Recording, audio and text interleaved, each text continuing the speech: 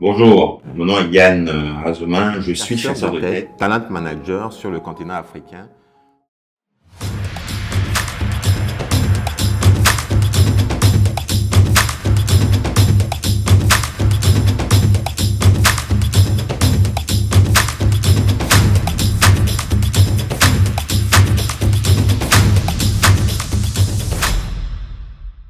« 20 ans d'années d'expérience en recrutement et en talent management m'ont permis de me rendre compte d'une chose.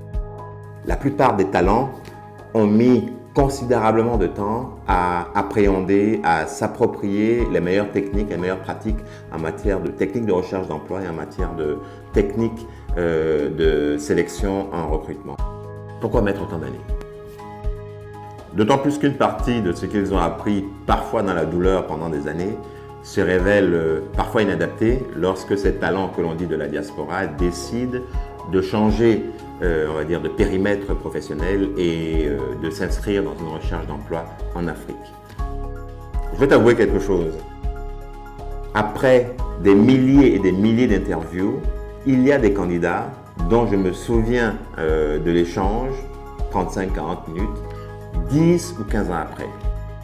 Et puis, il y a des candidats dont je ne me souviens absolument pas. J'ai réfléchi parce que finalement, je trouvais ça un petit peu injuste que des candidats arrivent à me marquer durablement et que d'autres n'y arrivent pas. Comment font-ils? Pourtant, je n'ai pas une excellente mémoire. Il se trouve que ce sont les candidats qui arrivent à transformer ce moment d'échange en véritable narration, en plantant le décor des situations qu'ils me décrivent. Pourquoi s'immiscer dans la mémoire d'un chasseur de tête? Un chasseur de tête, un recruteur, interviewe en moyenne 500 à 600 candidats dans l'année.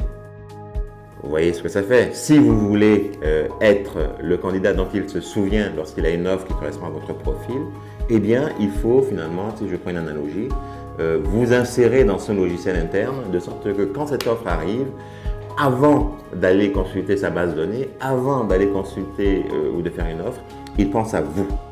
Comment entrer par effraction dans la tête d'un chasseur de tête et y rester?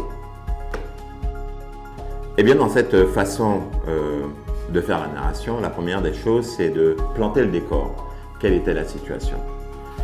Second élément, c'est de faire monter la pression pendant la narration, c'est-à-dire de faire toucher du doigt au recruteur, à l'intervieweur, les enjeux de la situation, les objectifs qui étaient liés à la situation et puis surtout les conséquences si la feuille de route qui était indiquée n'était pas réalisée. Donc, planter le décor, faire monter la pression et puis ensuite faire baisser la pression, c'est-à-dire indiquer comment est-ce que la réalisation des objectifs ou la feuille de route a permis d'assainir la situation ou de régler un problème.